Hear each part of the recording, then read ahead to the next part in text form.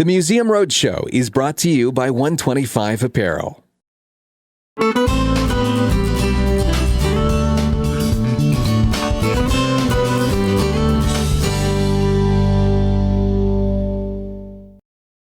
The story that we're going to investigate today involves Prohibition and Bootleggers right here in Becker County. How about that? I'm Kathy Coyle, a volunteer with the Becker County Museum. After World War I, wheat was rationed. That was really important part of this story because you needed wheat, barley, or corn to make whiskey. So the Women's Temperance Union, founded in 1880 but hadn't really taken off, seized the moment. And they realized that this is when they could get a crackdown on whiskey. The women were sick and tired of the men just squandering their life savings going to the bar after work and leaving their families behind. So they joined the Women's Temperance Union, not only in other parts of the state of Minnesota, but right here in Becker County. They thought that a ban on alcohol would create a healthier environment in the community, it would crack down on crime, they'd have a better family life. But everything that I read, getting prepared for you today, said the exact opposite happened. When Congress enacted the 18th Amendment, called the Volstead Act in 1919, resulting in 13 dry years in America, it caused a major rebellion by all sorts of people. I mean, there were upstanding people that had stills on their farms and in their homes. They wanted to make their own Minnesota 13. That was the name of the recipe using corn. Binge drinking resulted, alcoholism rose, and crime came in to Minnesota. A positive result, however, of the secret whiskey making was many jobs were created. And you know, after World War I, it was tough times, so family farms were actually saved by the guy that was making the whiskey, the teenagers that were hired to bring the stash down in great big sacks down to the end of the road, and then the rum runners, or not rum, but you know, the whiskey runners would come by and get those great big sacks with a secret stash and deliver them to the speakeasies, the places that would serve the alcohol to the public. Haida Land Lakes, you had the most stills in the whole area because it was such a remote area, winding roads. It was really tough for the FBI, and there weren't very many FBI agents to go around, and so much illegal activity for them to try to keep track of. But I love this story. Amy Degerstrom told this on TV3 some years ago from the museum. She said that the bootleggers would put the kegs in the warm manure to warm it up so that it would cure. And then the FBI guys would come along and they'd find a bunch of drunk barnyard animals because they had gotten into the whiskey. So then they made some arrests. Oofda. Besides people in the hinterland running those illegal stills, mobsters moved into Minnesota from Chicago and other states, and the east side of Detroit Lake attracted some of these mobsters, including Al Capone. I recently had a chance to visit a friend's home here on the east side of Detroit Lake, seemingly just a great big old summer lake home, but it's got a secret in the basement. A secret no more, because I'm inviting you to join me at Kevin and Joy Reske's home. Okay, we're in the lower level of the guest house of Kevin Reske's place, and Joy is standing by too to comment later. We're right on the water's edge. Kevin, why is it significant right here in this? It's very, well, it's just old stone. You're right, yeah. It's as far as we had, it's all second-hand information, third-hand information, but the place was, this place was originally built, or building permit pulled in 1915 so they could build this, so they could cut the whiskey to make the, cut the moonshine that was made out in the woods historically all around Becker County. And it was all barged out of here and down the Pelican River string. So this is where the gentlemen built all this concrete and all these fieldstone walls and places for the gentlemen to live.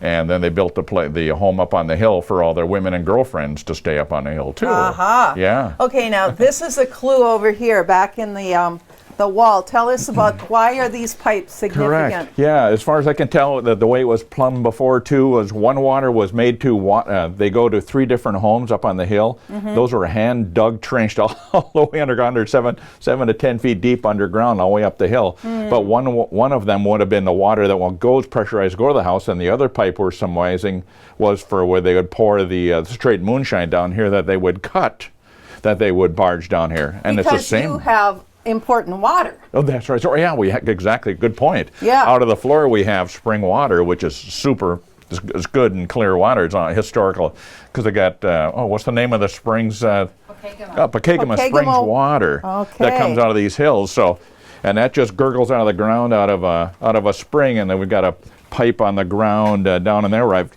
capped it off. If I took the pipe cap off of there, the water just pour out of there. So that was the water.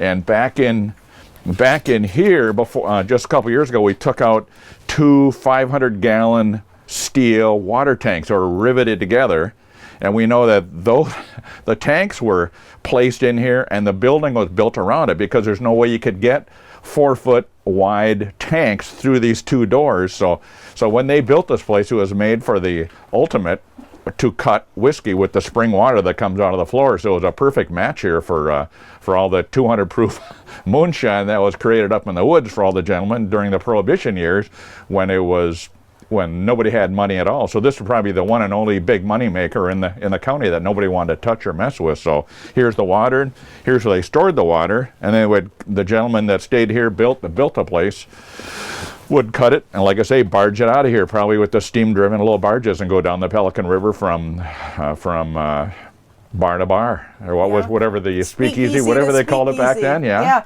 Well, come on over here, Kevin, and then show us. And I got 2 more pipes that come out of here too. Here's the pipes that come from the other house down the hill here too. So there's a second pipe, and that goes up and around up the tunnel to the house to the north side of us. So okay, let's check out that tunnel. Okay, sure. Because you can still see it. That's attached to your neighbor's place here.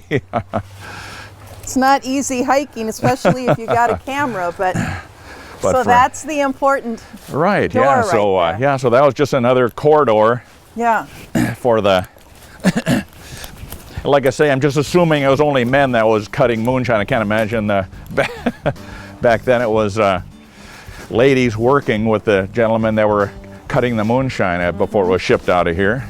Okay. But are there creepy crawlers under here, Kevin? We've got most of them. Oh my God! Look at this. But we're going up the hill. It just goes forever up here. Let me see if I can even turn on my light. That's what I should have learned how to. Raina's got a light going here. Oh, there you go. Sure. There you go. But yeah, and this was all hand dug and hand poured. So you can imagine this was all hand work. Wow. Back in the 1915 and 1920. This is all dug into the sand and poured and capped. And so you imagine this is the kind of thing you do with your free time because there's nothing else to do. This was a money-making venture that was going on out here. Yeah, this is professional. Oh, yeah. And then that goes into your neighbor's place? Neighbor's basement, sure, So, gentlemen, so in the winters, I can't imagine, I just never had figured out what they would do in the winters when it was iced over, making, hard to say. Yeah. I just don't know enough history what they did then. Yeah. But they could have, you mentioned that they could have piped the whiskey down. Oh yeah, through those 2 pipes, from this house right down through that pipe also, and one of them was for water to probably pressurize the water that go to the house. Yeah. Spring water, just like we all had. Each of these houses have 2 pipes going to it.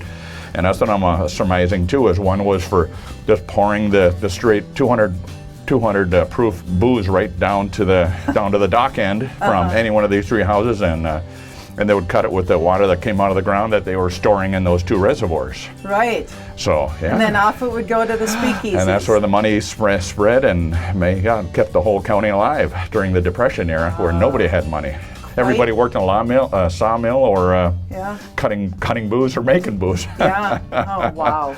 Yeah. Well, your wife Joy has proof on the title that we've got to behave if you're going to own this property, right? That's right. No use of no alcohol will be moving through here. Okay, but that's all they were doing it for. Yeah, let's check that out.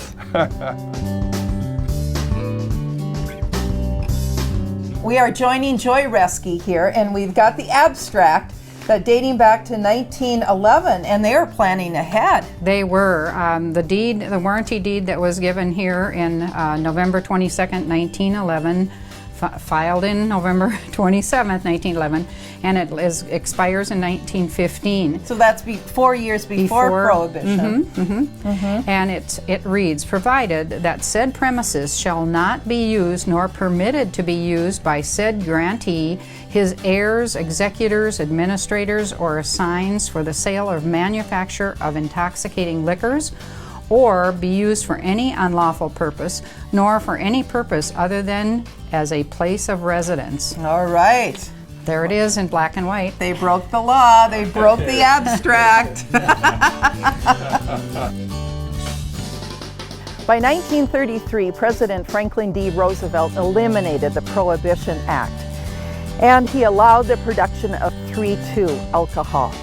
In future episodes of the Museum Roadshow, we'll investigate the gangsters who flocked to St. Paul during Prohibition because the police commissioner actually welcomed them, and they vacationed at many lake areas, including this one, Detroit Lake.